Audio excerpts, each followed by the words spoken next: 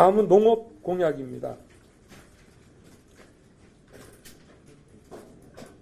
농림축산업은 국가 기간 산업이자 미래 성장 산업입니다. 저는 농업에 대한 관심과 투자를 대폭 늘려 농업인에게는 안정적인 소득과 행복한 삶을, 또 소비자에게는 안전한 먹거리를 제공할 수 있게 하겠습니다. 우선 농업 직불금 예산을 현재의 2조 5천억에서 5조 원으로 확충하겠습니다. 특히 고령 중소농업인이 안심하고 은퇴하실 수 있도록 농지 이양 은퇴 직불금 제도를 적극 도입하겠습니다. 국제 원자재 가격 급등에 의한 비료 가격 상승분을 정부가 대폭 지원하여 농가의 부담을 낮추겠습니다. 또 농가의 외국인 근로자 고용에 대한 제도를 개선해서 외국인 근로자의 사용을, 고용을 좀 편의를 봐주고 외국인 근로자의 숙소, 보험, 교통도 적극 지원하도록 하겠습니다. 또 청년농 3만 명을 집중 육성하기 위해 공공농지와 농촌의 공공주택을 우선 배정하겠습니다. 마을을 순회하며 진료하는 마을 주치의 제도를 도입하고 진료 여건이 열악한 농촌에 이동형 방문 진료를 확대하겠습니다. 또한 농축산물 생산 유통 시스템을 첨단화해서 농축산물의 유통 비용을 획기적으로 절감하겠습니다. 스마트 농업과 디지털 유통 기술을 보급하고 농산물의 수집, 선별, 포장을 자동으로 하는 스마트 농산물 유통센터를 확충하겠습니다. 홍병진 기자입니다. 농업공약 발표해 주셨는데요. 직불금 예산을 5조 원까지 확충해 주시겠다고 말씀하셨습니다. 네. 지금 현재 직불금 예산은 2조 4천억 원 규모인데 추가되는 2조 5천에서 6천 되는 재원은 어떻게 마련하시고 늘어난 직불금 예산은 어떻게 사용하실 계획인지 듣고 싶습니다. 예산의 확충은 이 농민에 대한 직불금은 세출에 있어서 비교적 우선순위에 있다고 저는 보고 있습니다. 그래서 세출 구조 조정을 우선하고, 그래서 코로나 피해 보상 자금과 마찬가지로 필요한 자금에 대해서 일단 어느 정도 들어가는지 예산을 잡아놓고, 그리고 전체적으로 예산을 조금씩 한 몇 프로씩 줄이는 것과 함께 불효불급한 세출을 줄여나가면서 구조조정을 할 생각입니다. 네. 뒤쪽에도 질문이 조금 있는데요. 중앙일보 박혜민 기자님 질문 부탁드립니다. 중앙일보 박혜민 기자인데요. 네. 농축산 관련 공약에서 농민들이 가장 요구하는 것 중에 하나가 이제 김영란법에 관한 문제입니다. 현재 금액이 상향됐긴 했지만 아직까지도 좀 부족하다, 혹은 금액이 너무 높아서 상향이 필요 없다, 이런 의견들이 있는데 후보님 생각 어떠신지 궁금합니다.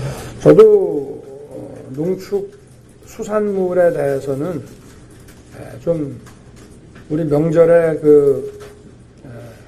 좀 미풍양속으로 이렇게 주고받는 선물에 대해서 지금보다 좀, 그거는 아마 제가 알기로 대통령령으로 규율할 수 있는 거로 알고 있는데, 그거는 좀 상향 조정을 좀 해야 된다고 보고 있습니다. 은퇴 직불금 제도를 도입한다고 하셨는데 예산은 어느 정도 생각하시는지 궁금합니다. 2일 전에 한 번 하고 12시간 전에 안 한다는 게 아니고요. 확률은 조금 떨어지겠지만 2일 전부터 일정을 잡아야 되니까, 이를테면 야외 일정이라든가 이런 것들을 좀 잡게 해야 되기 때문에 2일 전부터 정보 체계가 작동이 되도록 하겠다는 말씀이고요. 그리고 농지 이양 이 부분은요, 은퇴직불금을 농지를 넘기고 청년들이 들어가서 스마트 농업을 할 수 있게끔 하지 않으면은 이분들이 계속 그 농민으로 남게 되면 어차피 그분들한테 계속 직불금을 드려야 됩니다. 그래서 사실은 이런 제도를 만든다고 해서 돈이 그렇게 추가로 많이 들어가지는 저는 않는다고 보고 있고, 한 몇천억 정도, 한 3, 4천억 정도의 예산 소요가 있는데, 이건 거꾸로 이분들이 만약에 계속 남아 계신다면은 휴경을 하더라도 직불금을 드려야 됩니다. 그래서 이거는 좀 연세가 드셔서 더 이상 농사를 못 짓겠다라고 하는 분이 그 조기에 농지를 이양할 수 있는 그런 그 퇴로를 만들어 드리는 거기 때문에 필요하다고 보고 있습니다. 네. 네, 말씀해 주시죠.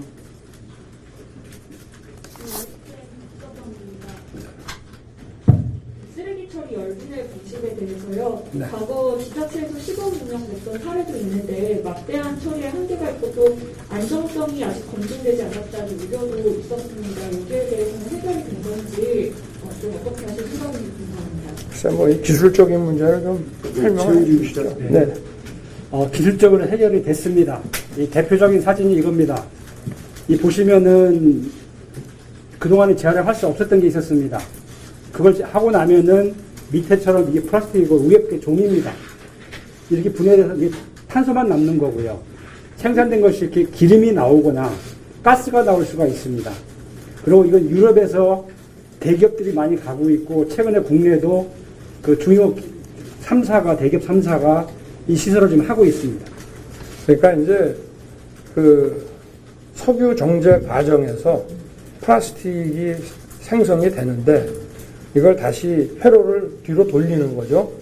그렇게 해서 나오는 에너지원인 기름과 이제 가스를 다시 만들어내서 재활용을 한다 하는 소위 그 순환, 그 자원 순환의 한 방안이라고 보시면 될 것 같고, 기술적인 문제들이 이제 많이 해결이 됐다고 알고 있습니다. 네. 다음 질문부터 말씀해 주시죠. 시장인 유인계입니다. 직불금 관련해서 질문 드리고 싶은데 일단 한국 좀 평균 경작 면적이 낮아서 좀 직불금으로 생존하기 어렵기도 하고, 그러니까 현재도 직불금으로 그 농촌의 소득격차가 심해지고 있다는 지적도 있잖아요. 이에 대해서 어떻게 생각하시는지, 그러니까 직불금 확대가 안 그래도 심한 소득격차 더 심하게 만드는 거 아닌지 좀 궁금합니다. 말씀하시면 일반론만 제가 말씀을 드리면은 농민에 대한 그 직불금의 그 확대 지원은 다른 산업 영역에 속하는 분들에 대해서도 여러 가지 그 지원책이 많이 있거든요. 농민의 경우에는 이거 하나밖에 없기 때문에 그런 좀 소득 보장과 생활의 안정을 꾀하기 위해서 불가피하고, 아까도 제가 세출에 있어서의 어느 정도 우선순위가 있는 거라고 말씀을 드렸습니다. 자세한 말씀 좀 해주시죠. 지금 현재 있는 공익직불제 시스템을 개편할 예정입니다. 현재 저희 후보님께서 갖고 있는 생각은 사회적 약자한테 좀 두툼하게 지원이 가는, 그러니까 지금 경지 면적이 낮은 사람들한테 많이 가고, 지금 문제가 아까 지적하신 거에 좀 부유한 농민들한테 더 많은 지원이 아니라 경지가 적은 농민들한테 더 지원이 가는 방향으로 가고요. 또 한편 농업 부문은 그 사회복지의 사각지대입니다. 4대 보험이 없습니다.